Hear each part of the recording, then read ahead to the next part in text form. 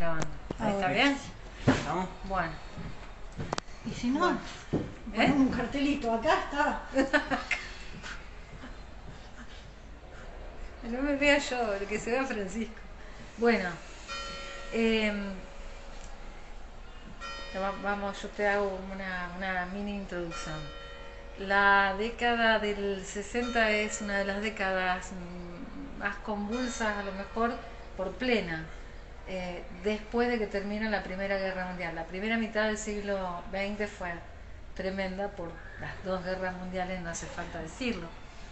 Pero luego la segunda mitad, y sobre todo la década del 60, es una década que significa un montón de cambios particularmente.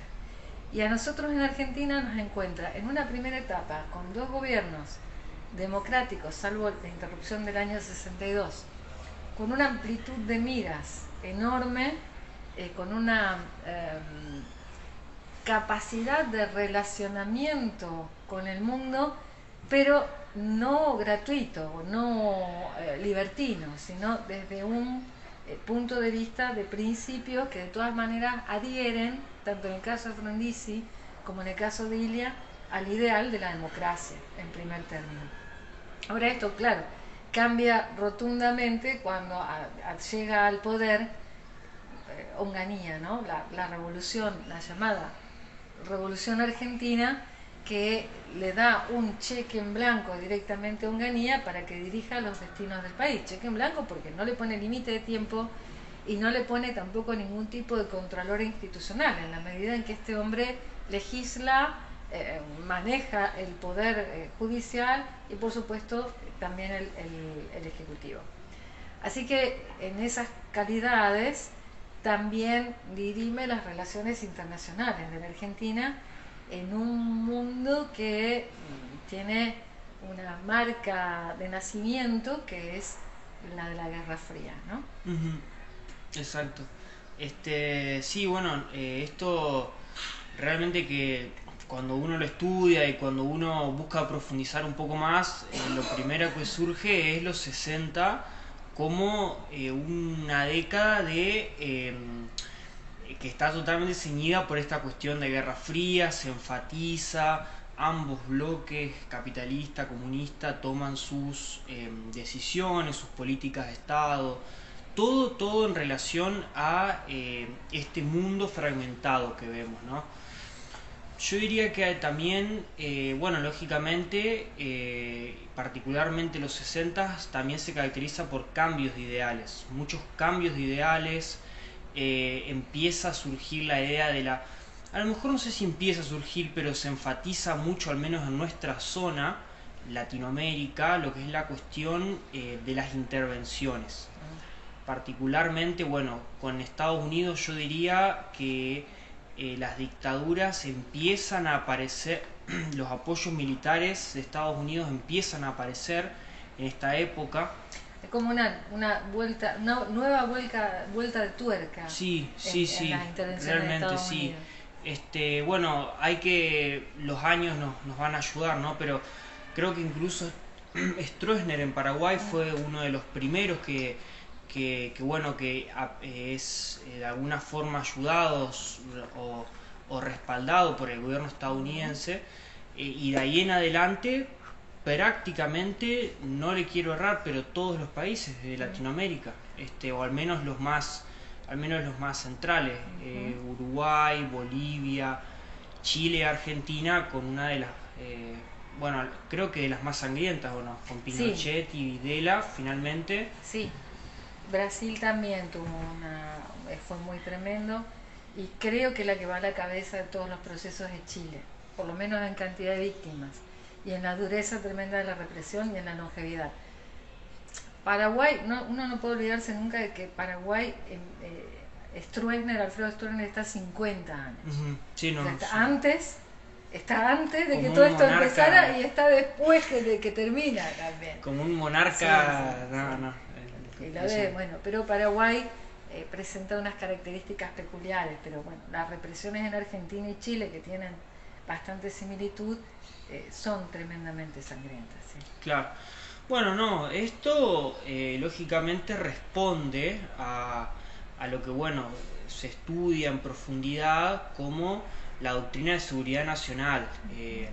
Esto es básicamente y a resumidas cuentas la intervención estadounidense, la preparación, la política de Estado en relación a los países latinoamericanos para, bueno, respaldos a los ejércitos latinoamericanos para que el fundamento para que ellos puedan básicamente alivianar o subsanar o eliminar incluso algunas posibles células de comunismo, socialismo dentro de su esfera, de su territorio nacional. Entonces, bajo este propósito, bueno, financiamiento, incluso hubo también escuelas una escuela en Centroamérica, esto me enteré estudiándolo, por supuesto, la Escuela de las Américas.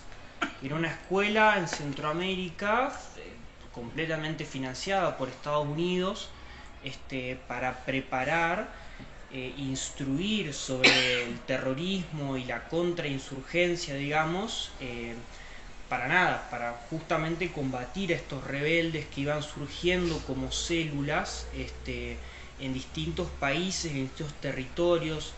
Por ahí se me ocurre en a lo mejor una zona un poquito más, no tan cerca de las civilizaciones, pero en las ciudades también.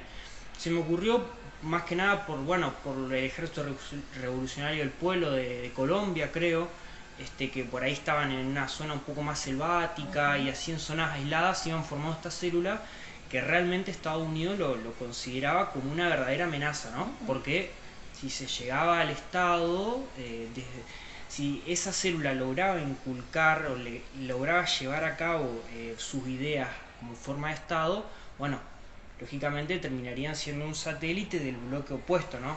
Como terminó pasando con Cuba. Entonces, justamente todas estas medidas de la política de seguridad nacional estadounidense para intentar eliminar o, bueno, contrarrestar, ¿no? esta situación.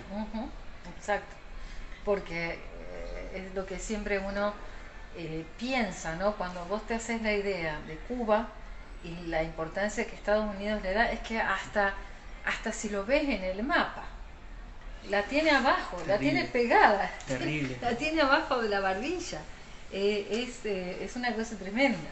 Sí. Claro, a partir de ese momento de la no pensada, exitosa, o dicho un poco más correctamente, un poco mejor, el éxito no pensado de la Revolución Cubana, obviamente que tenía que suscitarle a Estados Unidos toda una preocupación y una ocupación efectiva en relación a la Guerra Fría, ¿no? Claro.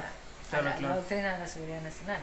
Sí. Por eso digo, es una vuelta de tuerca a la doctrina Monroe, sí, más o menos. Sí, bueno, concretamente en estos años ya acercándonos al gobierno de Onganía, que en el año 67 lo asesinan al Che Guevara en Bolivia, y bueno, evidentemente a lo mejor no una adhesión completa, pero una especie de simpatía a lo mejor de los sectores más estudiantiles, más obreros en nuestro país. Bueno, todas estas cuestiones que van pasando, ¿no? Afectan la situación. Obviamente Argentina es consciente de esto se sabe. Por seguir recalcando algún otro hecho, no que tiene que ver con la doctrina de seguridad nacional, pero sí con la lucha obrera y con la lucha estudiantil, nos encontramos con el Mayo francés también, en el año 68, que bueno, lógicamente protesta masiva estudiantil, no recuerdo si fue noviembre o julio, estoy pensando el mes porque lo tenía... ¿Mayo? No, sí, mayo digo, pero no recuerdo bien como cuántos meses duró, pero fue... Yo tampoco lo sé. Pero fue la protesta, al menos lo que uno encuentra es en Occidente es más populosa también, eso iba a decir. Dicen que alrededor de 9 millones de argentinos, 9 millones de franceses. Algún argentino debe haber habido. ¿Sabes por qué estaba por hacer la comparación? Porque quería decir, y a mí lo primero que se me vino a la cabeza fue esto: cuando Argentina ganó el Mundial, hoy, con el diario del lunes, llevó 6 millones de personas al obelisco. Bueno, en Francia, en París, hubo 9 millones en el año 68, ¿no?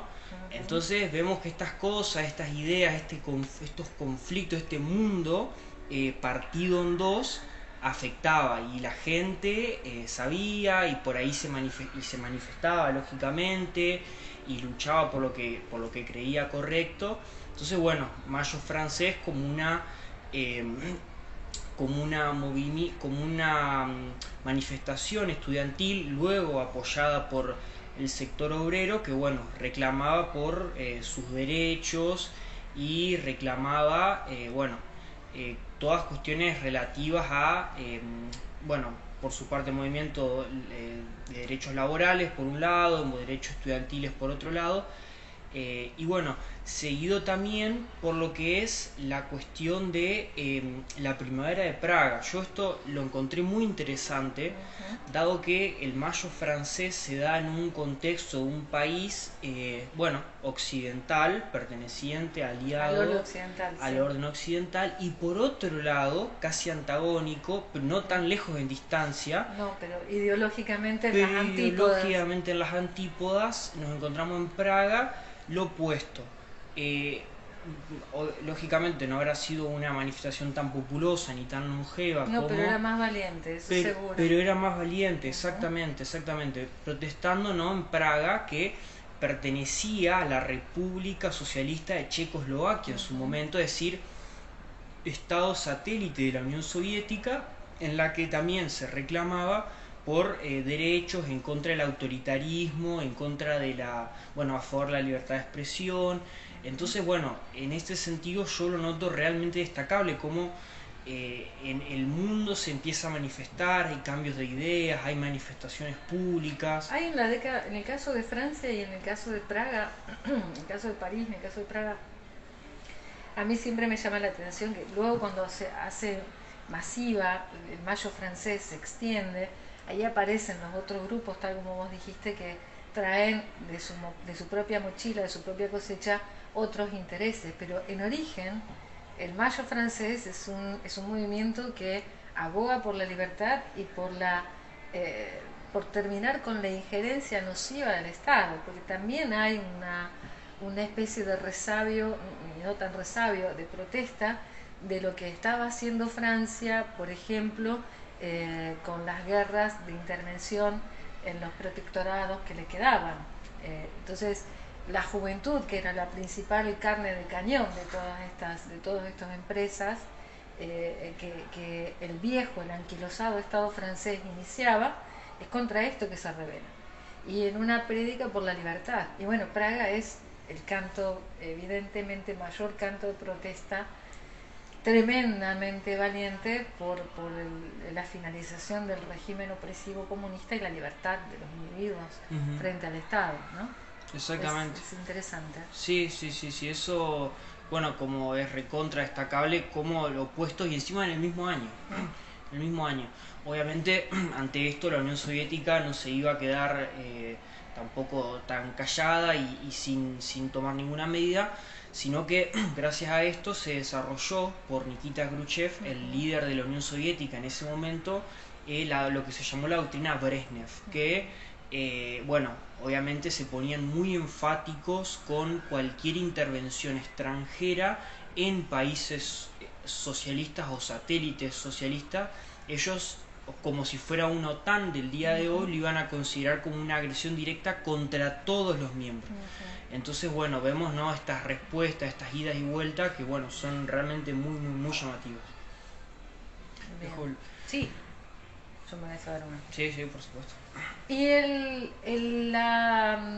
la cuestión de que siempre es muy interesante de ver, porque de alguna manera Onganía anuncia la adhesión de Argentina a esta prédica de la doctrina de la seguridad nacional en el discurso que da en la Academia Militar de West Point. ¿Vos lo ves así también? Sí, yo diría que sí, en este sentido.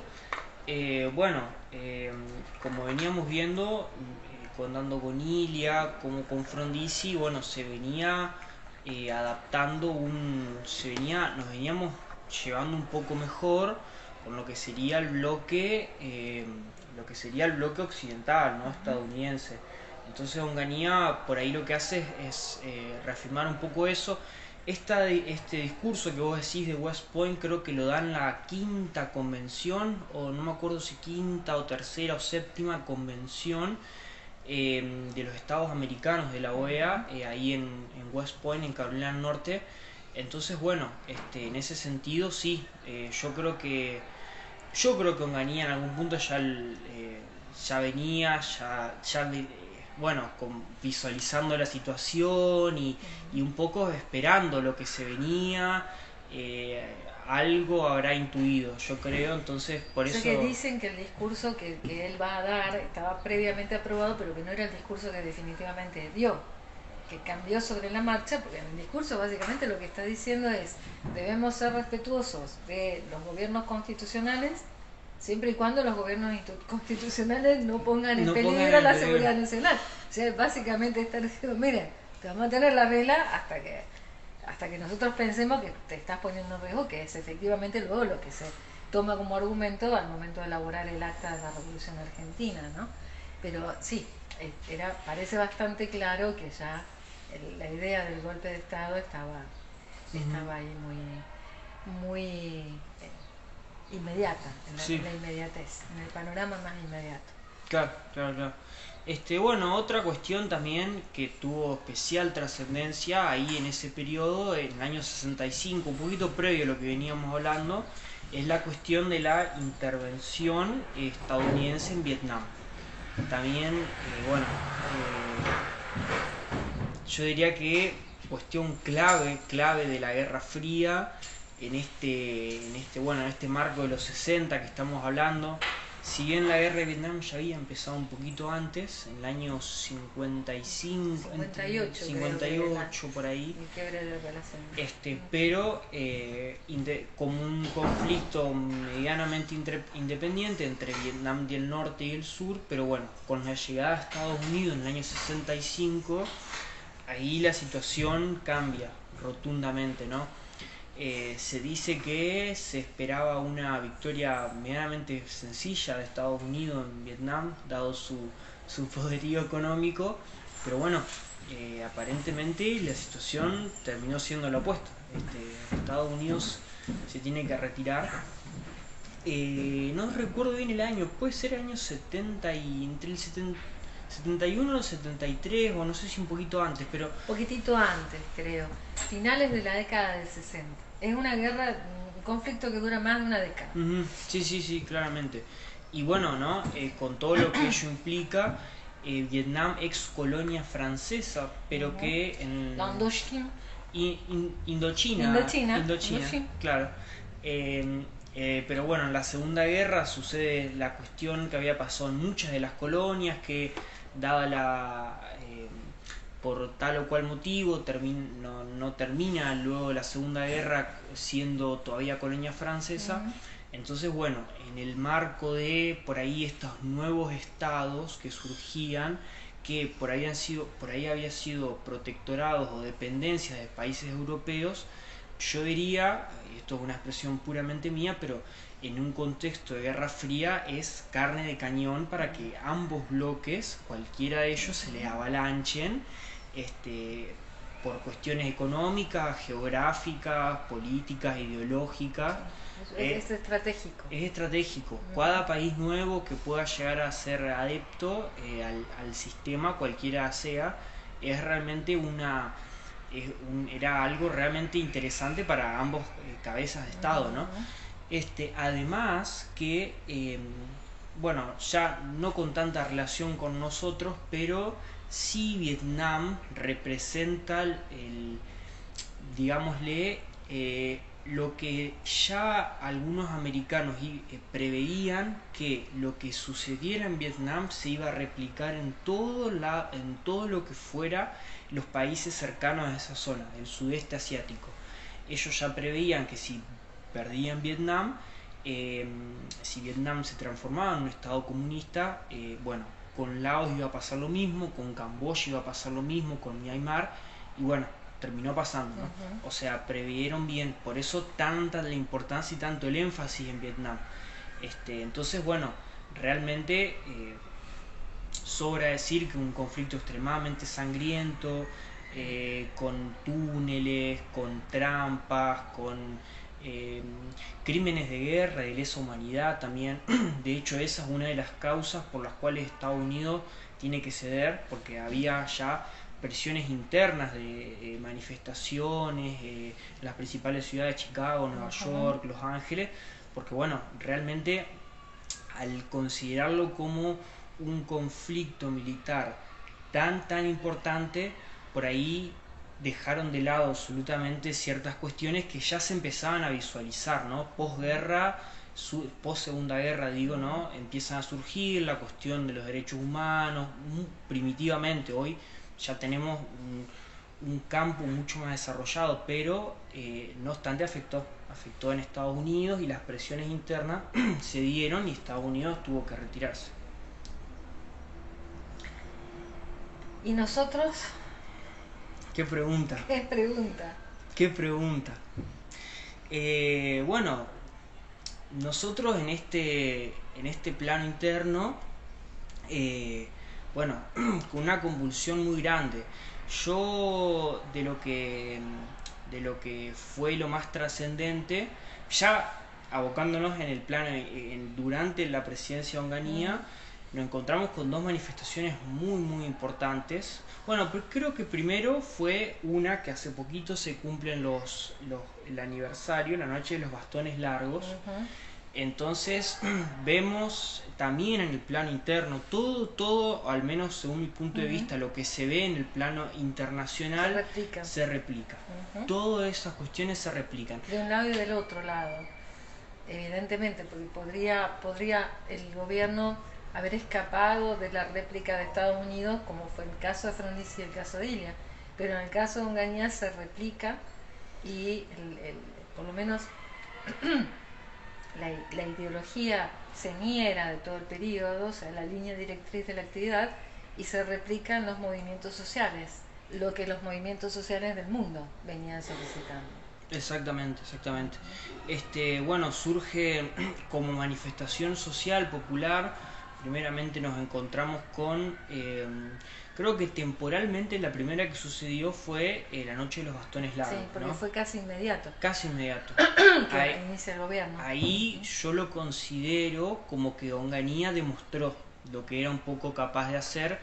A lo mejor ya con el golpe institucional a algunos ya les hubiera bastado para no manifestarse, pero bueno, esta manifestación de los bastones largos, manifestación estudiantil, por muchas de las cuestiones que creo que bueno, no leí bien cómo habrá sido el temario, pero cuestiones estudiantiles, incluso reivindicatorias de la reforma estudiantil. Sí, efectivamente.